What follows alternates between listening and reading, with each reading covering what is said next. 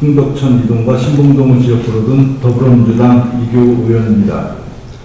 오늘 본 의원은 수지구 동천동 899번지와 900번지 1원의 동천 유타워 공동 직배송센터 지정 취소 문제와 이로 인해 수 분양자와 입주 기업의 천문학적 피해가 예상되는 바 용인시의 해결 방안에 대한 촉구를 하고자 합니다.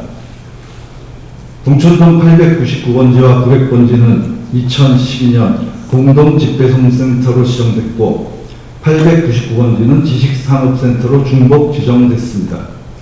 그러나 실제 입주업체가 공동 직배송센터 기준에 충족하지 못하며 문제가 발생했습니다.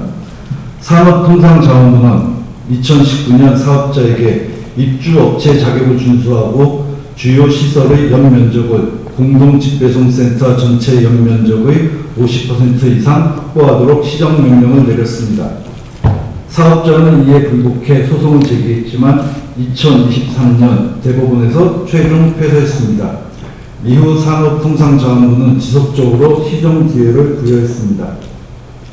산업통상자원부는 2024년 9월 시정명령 이행 대상 343개 호실에 대해 구체적인 이행 방안을 제시하고 신규 또는 갱신 임대차의 경우 해당 시설이 공동 직배송센터 주요 시설에 해당하는지를 산업통상자원부와 용인시에 사전 확인하도록 요청하였습니다.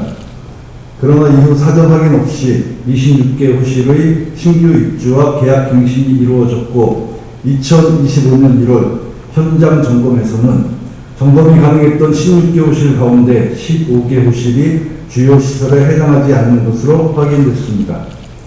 결국 2025년 5월 30일 산업자원통상부는 공동직배송센터의 지정을 취소했습니다. 본 의원은 여기서 용인시에 묻고자 합니다. 용인시는 이 문제의 심각성을 올바로 인지하고 있었는지 어떤 조치를 취했는지 묻지 않을 수 없습니다. 본 의원이 묻는 것은 지정 취소 권한이 누구에게 있었느냐가 아닙니다. 용인시가 이 문제의 심각성을 어떻게 받아들이고 입주민과 입주 기업의 피해를 예방하기 위해 어떤 역할을 했는지를 묻는 것입니다.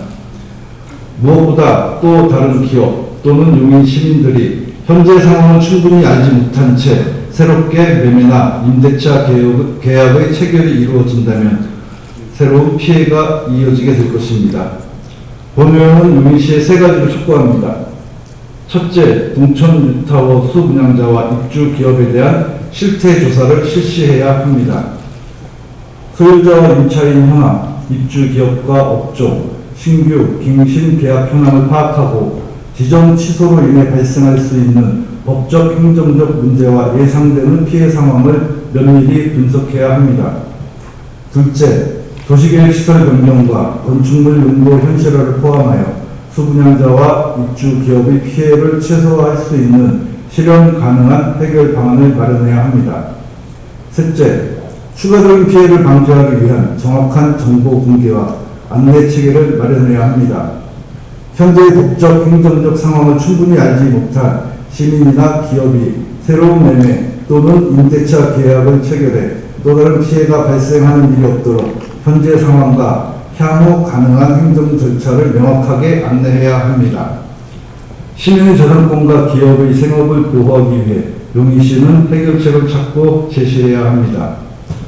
동천 유타워 문제로 인해 천문학적 규모의 피해가 현실화된 뒤에야 책임을 논해서는 안 됩니다.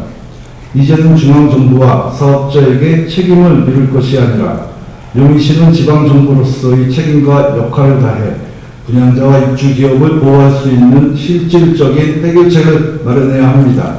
그것이 용인 시민과 용인에 뿌리내린 기업들을 위해 용인시가 해야 할 책무입니다. 경청해 주셔서 감사합니다. 이교 의원 수고하셨습니다.